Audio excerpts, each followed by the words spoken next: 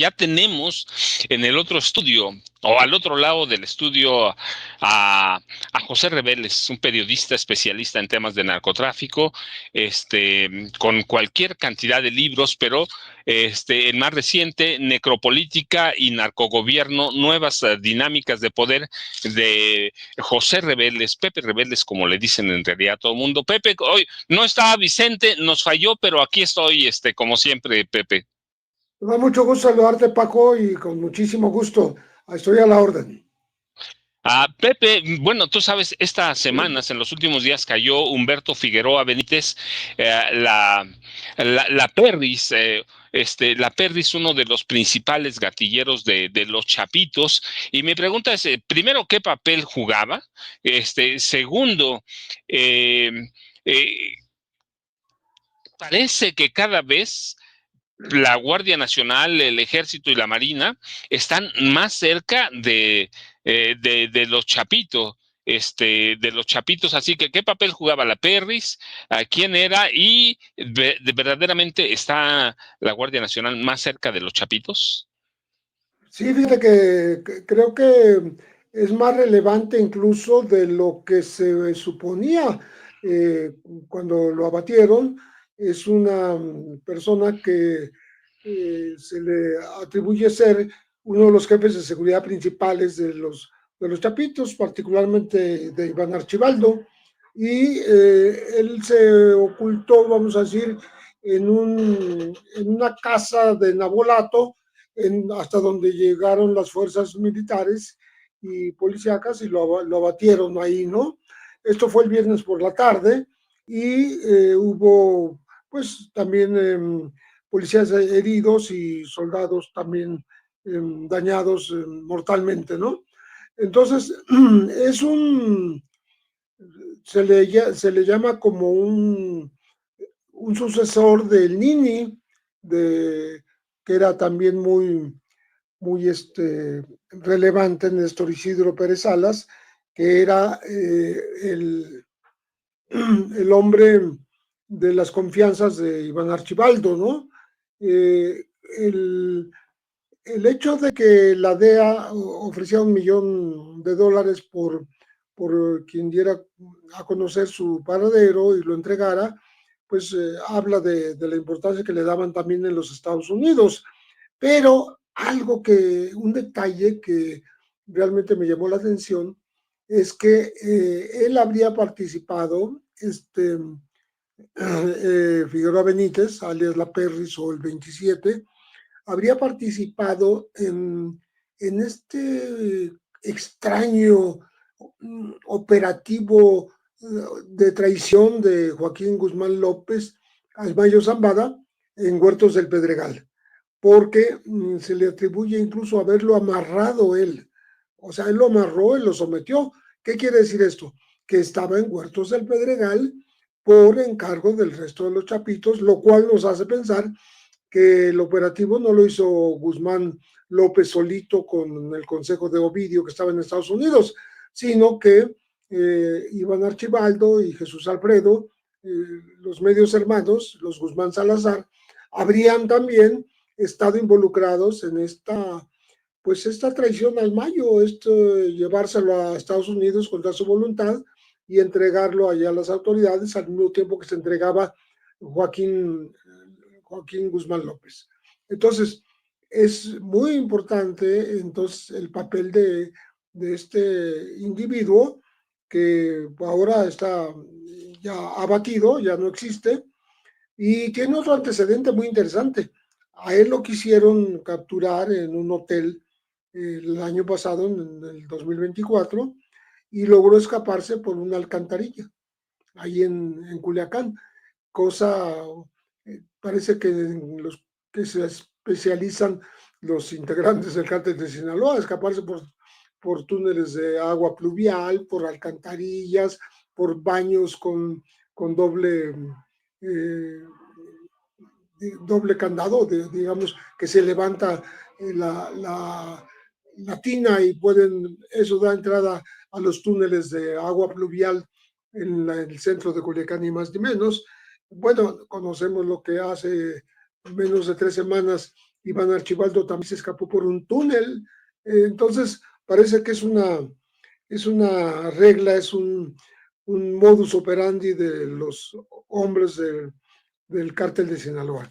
Entonces, creo que el abatimiento de Figueroa Benítez nos indica también que están cerca cada vez más de llegar a los Chapitos, porque si era el hombre de las confianzas y de seguridad de Iván Archibaldo, pues pueden estar dando ya con el paradero de uno de los dos que están operativos en México, que son Jesús Archibaldo Iván Archibaldo y Jesús Alfredo, porque los otros dos están en prisión en los Estados Unidos.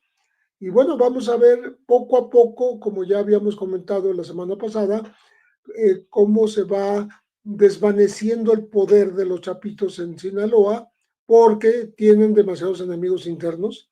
Para empezar, los Mayitos, los hijos de Esparragosa, el propio tío Aureliano Guzmán Loera, el Guano, tienen gente de Chapuisidro, gente derivada del cártel de Caborca, así llamada la que era la red de Caro Quintero, de Rafael Caro Quintero, que ya está en Estados Unidos, pero la red está ahí, ¿no?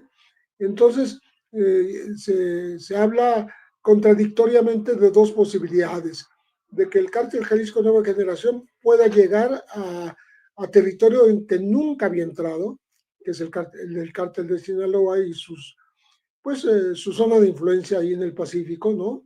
Digamos Sonora y Baja California también. Y la otra posibilidad que apuntan algunos periodistas especializados en Sinaloa, de que haya una alianza estratégica entre este cártel Jalisco Nueva Generación y los Chapitos. Entonces, estamos en vísperas de cambios importantes, sobre todo porque a partir de su declaración de culpabilidad, Ovidio va a empezar a hablar, Joaquín, su hermano, va a empezar a hablar en Estados Unidos y van a revelar muchísimas cosas que incluyen incluso el modus operandi de sus propios hermanos. Lo que planteas es un escenario muy oscuro para el cártel Jalisco Nueva Generación, para el cártel de Sinaloa, ¿no? No importa que haya una alianza con el cártel Jalisco Nueva Generación, no importa nada, en realidad lo están obligando a aliarse a un cártel que puede crecer a sus territorios y que eventualmente los va a hacer a un lado, ¿no, Pepe? Sí, puede ser, porque es muy poderoso el cártel Jalisco, ha ido creciendo, sobre todo tiene un gran poderío económico, porque el cártel Jalisco Nueva Generación tiene una característica, que no se limitó a hacer exportación de drogas solamente a los Estados Unidos, sino que se fue a otros continentes y anda en los 5 continentes, ¿no? Se consolidó en Europa, se fue hasta Australia, allá la droga es muchísimo más cara, hasta puede duplicar el valor de lo que se obtiene en Estados Unidos, pero ellos dominan esa zona desde el punto de vista de que son los surtidores, son los que abastecen de todo tipo de drogas aquellos rumbos y son los que cobran ese dinero. Entonces ese dinero los ha enriquecido terriblemente y es posible que sean más poderosos económicamente que el propio cártel de Sinaloa. Ya es mucho decir, ¿no? Y que están dominando no solo ese territorio, sino también se han metido muy fuerte en Sudamérica, prueba de lo cual es la captura de varios de los integrantes de los Queenies, que son los cuñados del Mencho, Agnael González, que han sido encarcelados en Estados Unidos justamente por inversiones en Sudamérica y por lavado de dinero, hablando por supuesto, de una cantidad que a ellos no les hace ni cosquillas, ¿no? Son $2,000 millones aproximadamente de las operaciones Pitón y la otra operación, cuyo nombre se me fue ahorita. Son dos operativos, Agave Azul, que los Estados Unidos iniciaron sin consultar con México, pero sí lo invitaron después a participar. Entonces, son de los pocos fenómenos de ataque a las estructuras financieras de algún cártel que se han dado. Estos de los Estados Unidos contra el cártel Jalisco Nueva Generación, pero, repito, no son tan cuantiosas como pudieran ser, porque ellos son infinitamente más poderosos económicamente y sigue creciendo ese poderío. Por tanto, sí hay una amenaza, por decirlo de esa manera, hay una posibilidad de que ellos puedan ir sustituyendo incluso al cártel Jalisco, al cártel de Sinaloa, perdón, en su propio territorio y en la zona que dominan, en Sonora, en Baja California. Sí, que la situación para el cártel de Sinaloa es más delicada, mire, de lo que parece, y Pepe lo plantea muy bien. Si algo tiene el cártel Jalisco Nueva Generación es que supo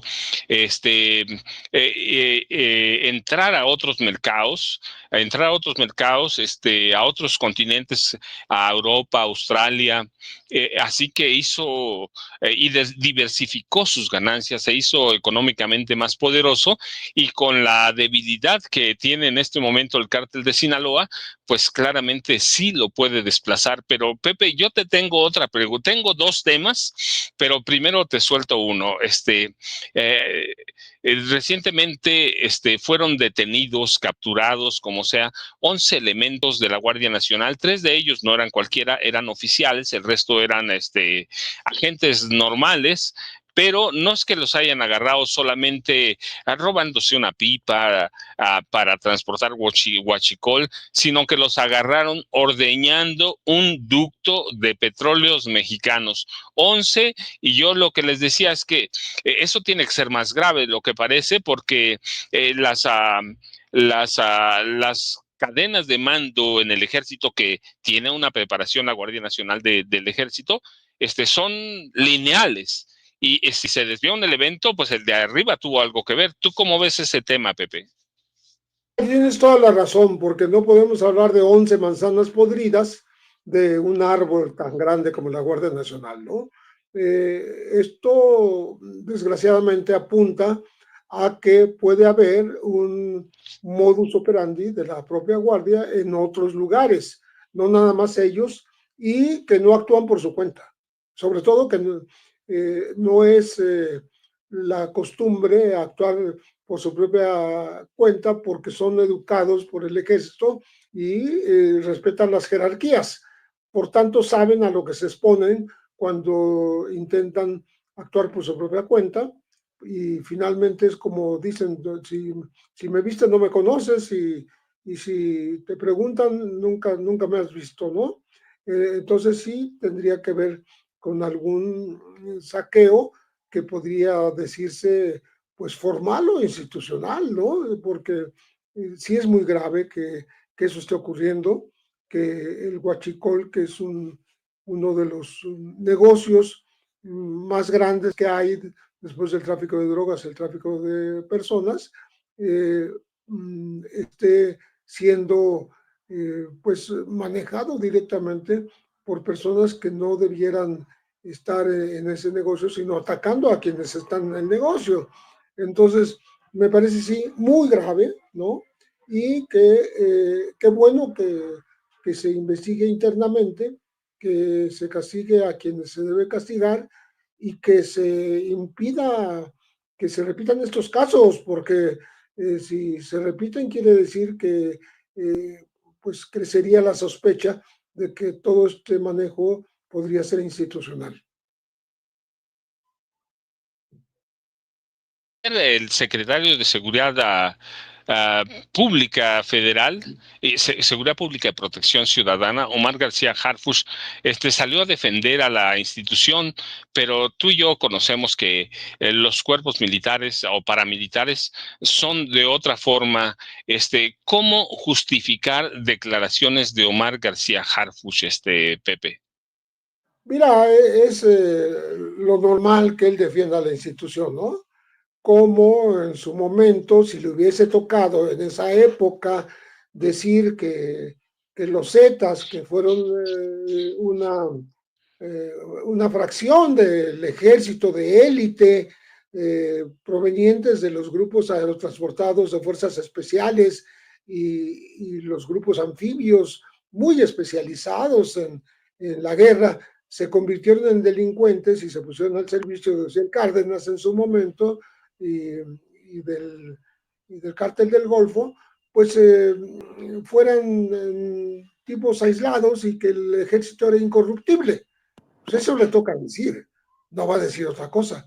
Entonces, lo que hay que demostrar y hay que probar y hay que evitar en la práctica es exactamente esa posible corrupción de la Guardia Nacional. Y para eso, justamente, no sirven las palabras, el discurso de García Harfuch. Ahí lo que sirve es la investigación, es el hecho de que estos asuntos no se repitan y no se convierta en un verdadero, una verdadera pesadilla de guachicoleo a cargo de elementos que se supone que debían combatirlo, el guachicoleo, y lo están practicando. Entonces, creo que si de veras quieren tener la confianza de la gente, tendrían que actuar de otra manera, no ocultar en unos pocos detenidos toda la culpabilidad posible de la Guardia Nacional y actuar en consecuencia. O sea, no proseguir con este tipo de actividad porque pues eso daña no solo la imagen del Ejército y de la Guardia Nacional, daña la imagen del propio gobierno. Y Pepe, déjame invitar, sumar a Vicente, que ya está con nosotros. Vicente, bienvenido de regreso. Pepe, aquí estamos, Vicente. Gracias, mi querido Paco, Saludos, mi querido Vicente. Pepe. Mucho Sal- gusto. saludos, saludos, Pepe. Y les ofrezco una disculpa. A veces los doctores no entienden de estas cosas y te dicen a fulana hora la cita y bueno, esas cosas que seguramente ustedes ya saben, mi querido Pepe, mi querido Paco. Pues interesante lo que platicaba, que Pepe, que va de la mano con lo que hablábamos más temprano, Paco, ¿no? Que se necesita contundencia para adentro y para afuera, ¿no? En este tema de la Guardia Nacional, tan cuestionada en su momento y tan respaldada en su creación por el presidente Andrés Manuel López Obrador y hoy por la doctora Claudia Sheinbaum. Sí, mira, Vicente, lo que platicábamos y coincidimos con Pepe en eso, la Guardia Nacional tiene una preparación militar y cualquier elemento de menor rango, el que sea, de general a coronel, a teniente coronel, a capitán, cualquiera siempre depende desde arriba. No es muy fácil romper las cadenas de mando, es una institución muy lineal. Así que Omar García Harfuch y el titular de la Guardia Nacional, como el general secretario, están obligados a actuar rapidísimo y dar una respuesta contundente, porque como lo decía Pepe, ese posible foco infeccioso puede estarse replicando en otras unidades de la Guardia Nacional y para evitar todo eso deben ser contundentes, rápidos y muy transparentes para darnos a conocer lo que pasó, no con estos elementos sino con quienes estaban arriba de él, porque hay por ahí un par de tenientes, es decir, hay oficiales, no son soldados rasos, son oficiales de la Guardia Nacional, así que deben dar una explicación contundente, rápida y una investigación, Vicente, que sea muy transparente. No sé si lo abordaron ya, maestros, pero creo que es importante en estas declaraciones de Omar García Harfuch hablar de lo que él habla de un debilitamiento de los cárteles. Y por muchos años la oposición ha montado esta narrativa de que Morena está aliado al narco y que el vínculo está hacia Sinaloa, ¿no? Y es hoy el cártel de Sinaloa, el cártel que sufre bajas, es incluso el cártel Jalisco Nueva Generación, también, ¿qué panorama ven, Pepe Rebeles, Paco Cruz? Pepe, voy contigo. ¿Qué panorama ves de un debilitamiento de los cárteles?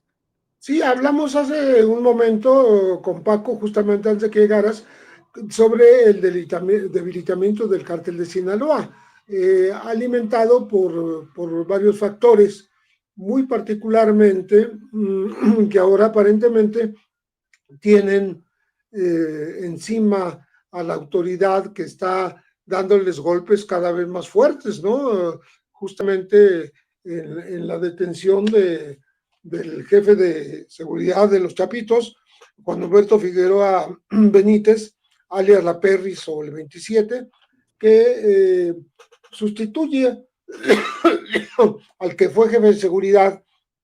Él fue abatido el viernes en Abolato, el viernes por la tarde, y se le consideraba el sucesor de El Nini, de Néstor Isidro Pérez Salas, que antes era el jefe de seguridad. Yo decía de la importancia de Humberto Figueroa Benítez, que se revela aquí, no solo porque la DEA ofreció $1 millón por datos para su captura, sino porque nos enteramos ahora, después de que lo abatieron, que él participó directamente en este operativo del joven Joaquín Guzmán López engañando al Mayo Zambada en Huertos del Pedregal y llevándoselo en un avión a los Estados Unidos, un tema que no tiene todavía esclarecidas algunas aristas del asunto, y ya estamos llegando al año de que ocurrió. Él se encargó de amarrarlo. ¿Qué quiere decir? Que ahí estaba. ¿Qué quiere decir? Que los otros Chapitos apoyaron también. No fue solito Joaquín Guzmán López, ni con el consejo de su hermano que estaba preso en Estados Unidos, Ovidio, sino que este personaje abatido el viernes, pues era gente de Iván Archibaldo y de Jesús Alfredo, y por tanto ahora podremos hablar de que todos los Chapitos estuvieron de acuerdo en pues engaño, en esta llevada a los Estados Unidos contra su voluntad del Mayo Zambada, y ellos han desatado esta guerra que ahora continúa con muchos muertos, muchas venganzas, y el ejército y las Fuerzas Armadas y la Secretaría de Seguridad Pública Federal, que están pues dando golpes cada vez más certeros, ¿no? Yo estaba diciendo que el abatimiento de Figueroa Benítez parece acercar más a las autoridades hacia las cercanías a los Chapitos, porque es alguien muy relevante, y sí tendría que ver con que la autoridad está pisando muy de cerca los pasos de estos jóvenes líderes del cártel de Sinaloa, por el momento, sin contar con la cantidad de enemigos internos que tienen, lo que está llevando a una desaparición del cártel de Sinaloa como era antes, como era hace 40 años, ¿no? Va a ser otra cosa en el futuro. Y lo preguntaba porque con qué cara hoy el gobierno de Estados Unidos puede decir que no existe voluntad, por lo menos voluntad del gobierno que encabeza la doctora Claudia Sheinbaum de México para combatir, para atacar al crimen organizado, con estos resultados, con los números que le dan la razón a Omar García Harfuch y a la presidenta en los informes de seguridad. Es hoy en día, con este debilitamiento del cártel de Sinaloa, el cártel Jalisco Nueva Generación, el más poderoso de México y no sé si del mundo, Pepe Rebeles. Creo que se está convirtiendo en eso, pero las informaciones que llegan de periodistas locales hablan de dos visiones diferentes. Una, que se esté convirtiendo y que se imponga sobre la gente de Sinaloa. Y el otro, que al contrario, se haga una alianza justamente con los Chapitos para fortalecerlos en contra de todos los enemigos internos, de la Malliza, de los hijos de Esparragosa, del Chapo Isidro, de Aureliano El Guano, Guzmán Loera, la gente del cártel de Caborca, de Caro Quintero, etcétera, etcétera, y que eventualmente juntos, los que eran enemigos, Jalisco Nueva Generación y los Chapitos, juntos traten de recuperar lo que han perdido ya en Sinaloa.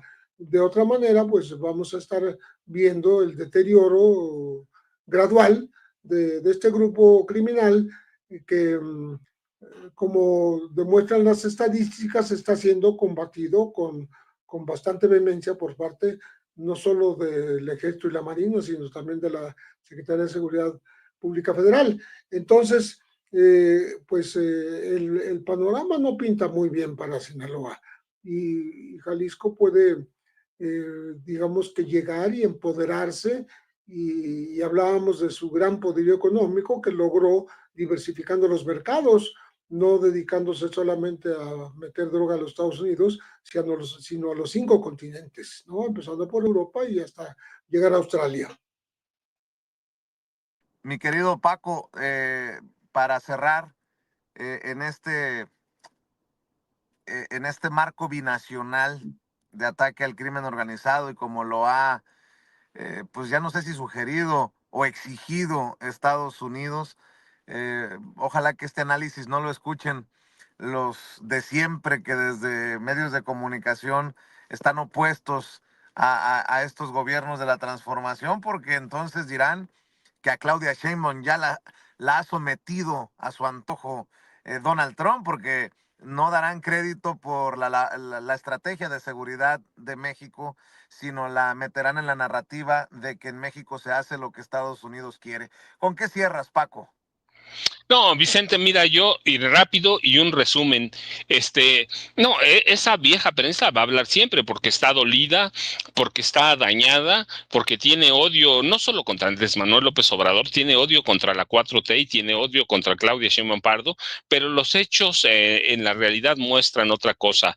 Muestran que Claudia Sheinbaum Pardo ha sabido cómo lidiar con Donald Trump y que Donald Trump no va a quitar nunca el dedo del renglón, pero la presidenta ha sido muy precisa, ha sido muy clara y ha logrado y va a lograr lidiar con él, Vicente. Yo, ya sabes, @ Paco Cruz Jiménez en X, antes Twitter, Francisco Cruz Jiménez en Facebook, Vicente, y aquí estamos y nos vemos mañana muy tempranito.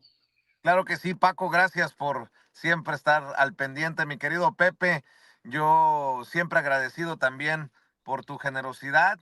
Y si bien no estás en redes sociales, sí le pido a la gente que nos ve y que nos escucha que amor con amor se pague y que sigan buscando Necropolítica y Narcogobierno, el libro que presentaron tú y Paco en la Feria Internacional del Libro del Zócalo hace meses. Y bueno, seguir cacareando lo que siempre hago, ¿no? Los logros de la gente a la que admiro, a la que respeto. El flamante Premio Nacional de Periodismo, Pepe Rebeles, hablando con nosotros sin censura. Te mando un abrazo, querido Pepe. Muchas gracias, Vicente. Muy buenos días, Paco. Gracias, Pepe. Gracias, Paco. Los maestros, cerca de 100 años de experiencia en esta mesa de seguridad nacional aquí en Sin Censura. Y le digo que agradezco a las personas que nos ven y que nos escuchan y nada más para que nadie se asuste, pues una cita médica que se atraviesa en el día y no había forma de cambiarla. El ultrasonido